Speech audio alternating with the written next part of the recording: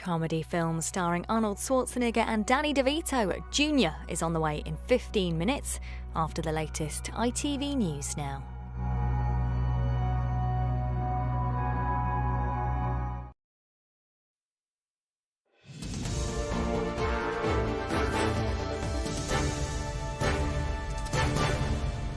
A very good afternoon. The government says it will look at whether COVID restrictions in England can be lifted before July the 19th in light of what they describe as very positive data on vaccines. Officials now believe they may beat their target of giving a second dose to 2/3 of adults by that date. Huge numbers of young people have been queuing all weekend for their first jab, with 116,000 under 25s in England getting theirs yesterday. Helen Keenan has the details. Queuing in their thousands for the second day this weekend. 18 to 20-year-olds, now eligible for a jab, have waited months for this moment. Descending on stadiums like this, transformed into vaccination centres. Yeah, it's a long time coming, it really is. Spent nearly a year home, maybe even more than that. It feels nice. I thought it was going to be like the first dose in August, but it was faster than I expected. It's good, it feels like a sort of free pass for, whatever ends up happening with the summer. The high vaccine take-up and data showing 2 doses are more effective than previously thought are fueling suggestions of an early easing of lockdown, with a 2-week review included in the agreed 4-week delay. I think it was important that we put in that 2-week check, if you like, to tell the public how far we are going. I'm not going to predict precisely what that is going to result in, but it will allow us to look at the emerging evidence, which, with regard to the vaccine, has been very positive.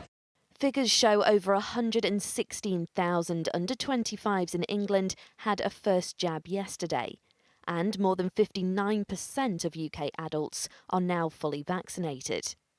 Something that health experts say is essential for lifting lockdown on the 19th of July, the date the government want to offer all adults a first dose by. But they say a further lockdown can't be ruled out. We may have to do further lockdowns this winter. I can't predict the future. It really depends on whether the hospitals start to become overwhelmed at some point. But I think we will have alternative ways to manage this through vaccination, through antivirals, through drugs, through testing that we didn't have last winter. Meaning efforts like these, the latest push of the vaccination programme, are vital. Helen Keenan, ITV News. Well, let's speak to our political correspondent, Hannah Miller. Hannah, impressive number of vaccinations. What I guess everyone wants to know is what's the chances of a quicker unlocking? Well, you heard the Justice Secretary there saying that there will be a check on the data and that data does look good. But I think in reality, the chances of the government going ahead with a full unlocking before July the 19th is quite unlikely. There are really 2 reasons for that. First of all, despite the protests from Conservative backbenchers who don't like these kind of restrictions, the vast majority of the public, the polling data shows, are on board with this 4-week delay. And that 4-week delay buys them as much time as possible to get those second doses into people's arms. They would like to jab about 70% of people of adults before we unlock. That's offering the second dose to all over 40s and as many over 30s as possible. Of course, delaying the unlocking isn't cost-free for the many businesses who are desperate to get reopened. But the expectation in government is while they've had to delay what they would have liked to have as a grand reopening tomorrow, we are very much on track to do this in 4 weeks' time. Anna, thank you. Weddings will be allowed to take place outdoors for the first time in England and Wales from next month. Current laws for approved premises such as hotels require the ceremony to take place inside an approved room or structure. The change will mean more guests can attend, providing social distancing measures are in place. In Brazil, meanwhile, the number of deaths related to coronavirus has now passed 500,000, the second highest death toll after the US.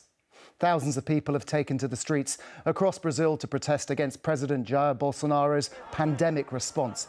In Rio de Janeiro, demonstrators waved flags reading, "Get out Bolsonaro."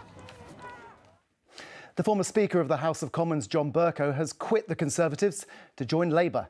His switch in political allegiance is because he says this government needs to be replaced. Mr Bercow describes the Tories under Boris Johnson as reactionary, populist and nationalistic.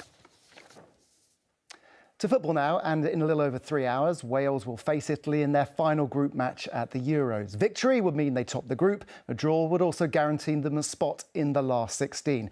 And Lucy Watson has been following the team all tournament and is in Rome. Lucy, a very important day for Wales then.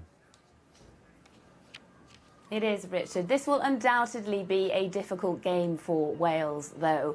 They come to Rome and they will be hoping for an historic evening, and anything is possible, it feels, with this team. Now, they came to the Stadio Olimpico yesterday to do some training. They chose to do it in the evening time because it was so hot during the daytime. Everyone seemed to be in great spirits, though. They were laughing and joking on the sidelines.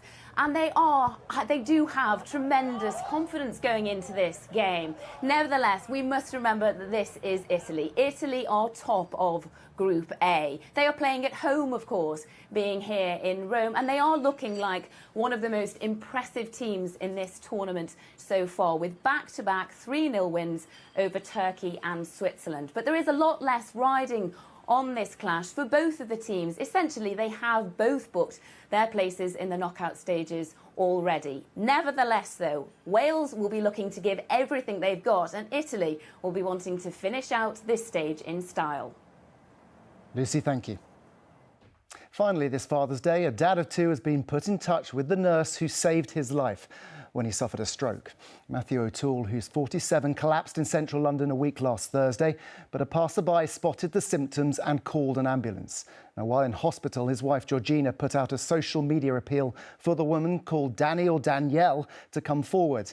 And last night, emails were exchanged with Georgina hoping to donate to a charity of Danielle's choice. Right, that's it for tonight. The football game's on at 4 o'clock on ITV, after which the evening news will follow with Raggy Omar at 7:15. Until then, do enjoy your day. Bye-bye.